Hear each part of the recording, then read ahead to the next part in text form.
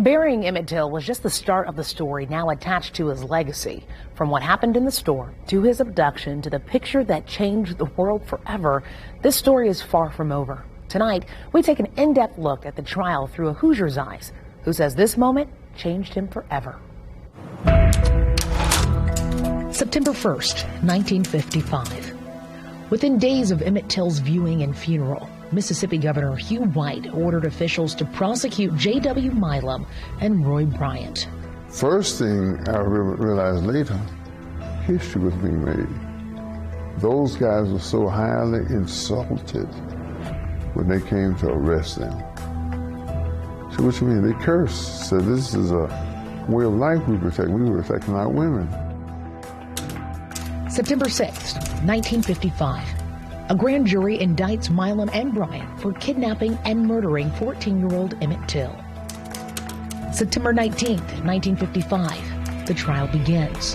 5 days of tension and hope swelled within this Mississippi courthouse. When you think you can get killed in the courtroom, that's bad. That's how thick the atmosphere was. 20 white men made up the jury. Budding reporter and Indianapolis native Dan Wakefield. Yeah, it is. Witnessed every day of the trial.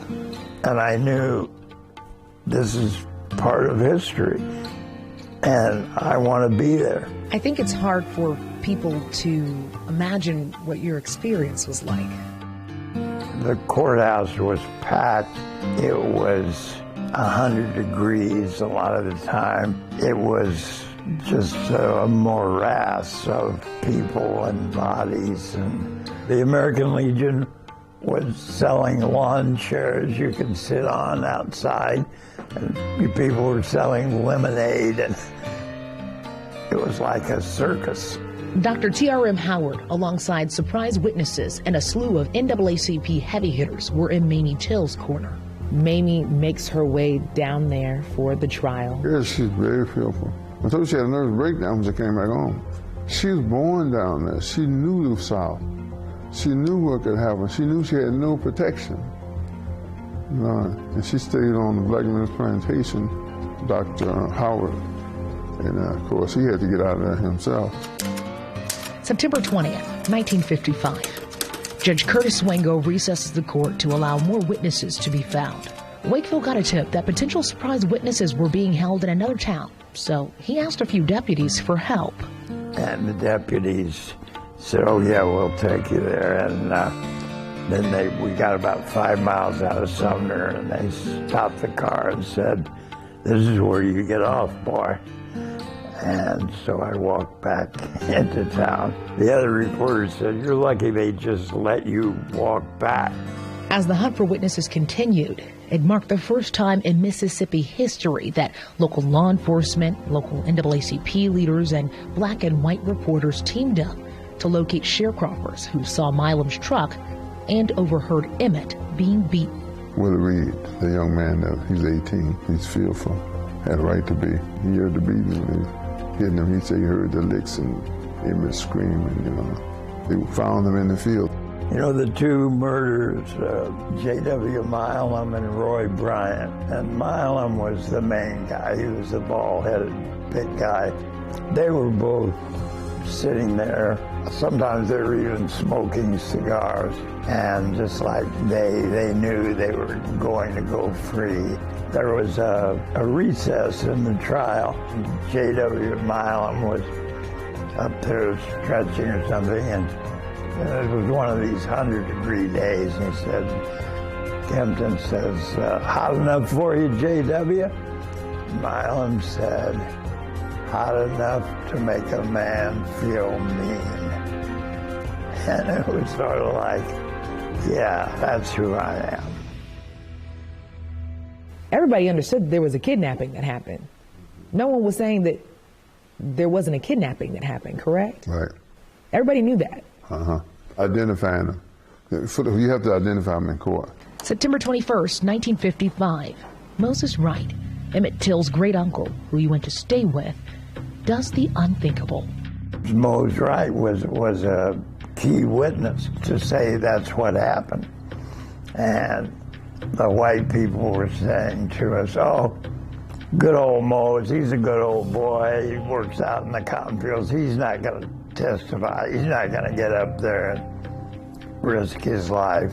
And the lawyer said, do you see these men here today? And he pointed right to them, said, those are the men, those two men. And that was like a great moment. He was going against all their conceptions of what a black man would have the courage to do.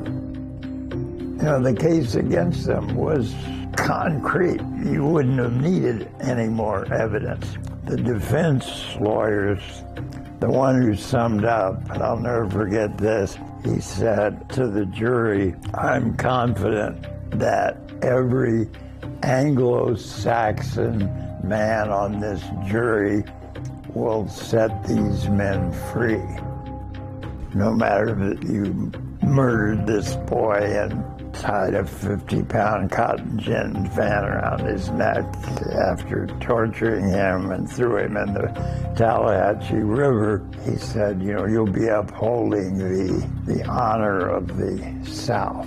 And that was the shocking thing. September 23rd, 1955. The jury deliberates for only 67 minutes. I'm not guilty. Not guilty. And not guilty of? Murder. Roy Bryant and J.W. Milam stood before photographers. They lit up cigars and kissed their wives in celebration of the not guilty verdict.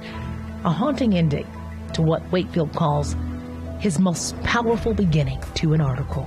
So the first sentence was, and this Delta town is back to its silent, solid life that is based on cotton and the proposition that a whole race of men was created to pick it.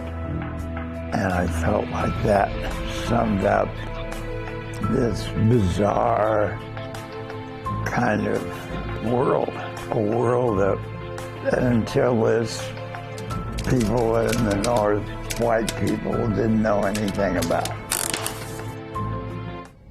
And another trial is still on the line. In our final installation of this series, we're going to take a look at Emmett's legacy and how it's still impacting Hoosiers today. This was part 4 of my series on Emmett Till. We've made it really easy for you to go back, take a look through parts 1 through 3. Just grab your phone right now and scan that QR code on your screen. It'll take you right to the Inside Story page on wishtv.com.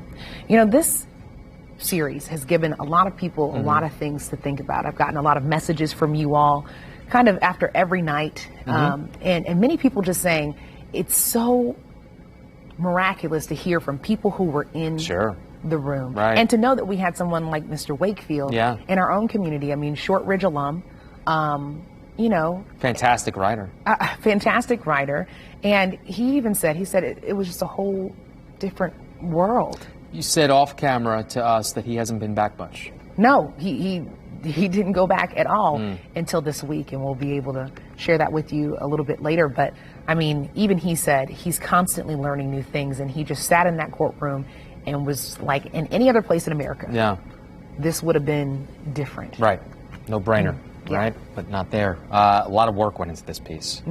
All 5 pieces. Absolutely. Great job. Great job. You. Looking forward to tomorrow.